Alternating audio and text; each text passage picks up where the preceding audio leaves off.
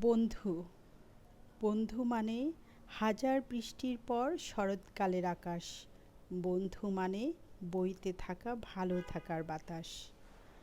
বন্ধু মানে তোর কি হয়েছে সত্যি করে বল। মে মাসের এই প্রচণ্ড গরমে আমরা সব বন্ধুরা এক হয়েছি। আমরা গিয়েছিলাম একটা রিসোর্টে।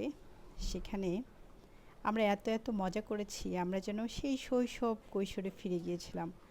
অথচ আমরা কিন্তু সবাই 40 ঊর্ধ্ব।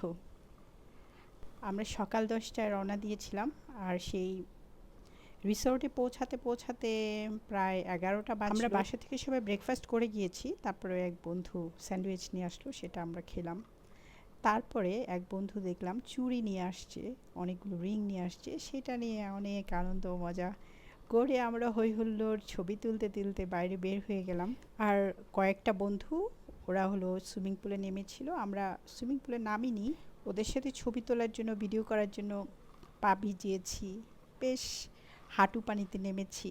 যাই হোক, অনেক মজা করছিলাম এত গরমের মধ্যে। সব বন্ধুরা যখন এক হয়েছি, কিসের গরম আর কিসের কি, আমরা সব ভুলে গিয়ে যেন একদম আনন্দেই মেতে উঠেছিলাম। ওদের রিসোর্টের ভিতরে কিছু ট্যাক্সি ছিল, সেগুলোতে চড়ে চড়েই আমরা এক জায়গা থেকে এক জায়গায় গিয়েছি গরমে। তো আমরা সুইমিং পুলে যে মজাটা করেছি, এটা আসলে ছিল অসাধারণ দেখার মতো। আসলে জীবনে আমরা তো বিভিন্ন রকম সময়ের মধ্য দিয়ে যাই। কখনো আনন্দের সময় থাকে, কষ্টের সময় থাকে, কখনো বা কিছু জটিল সময় থাকে। তারপরেও বন্ধুদের সাথে যখন আমরা একসাথে হই, তখন কিন্তু সে আনন্দটা হয়ে ওঠে এক স্বর্গীয় সুখের সমান। আমরা সবাই হেসেছি, নেচেছি, গেয়েছি, অনেক অনেক ছবি তুলেছি, ভিডিও করেছি, অনেক মজার মজার খাবার খেয়েছি। আসলে সবারই একটু সুযোগ পেলে সময় করে এরকম কিছু আনন্দ বিনোদনের প্রয়োজন আছে।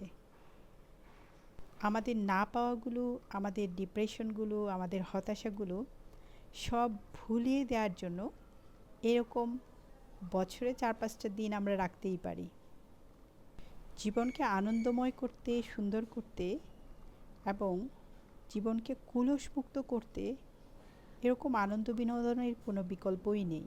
ওদের ছিল বুফে লাঞ্চ, তো আমরা আমাদের মতো করে খাবারগুলো নিয়েছি, তারপরে একসাথে বসে খেয়েছি, এটাই ছিল সবচেয়ে মজার।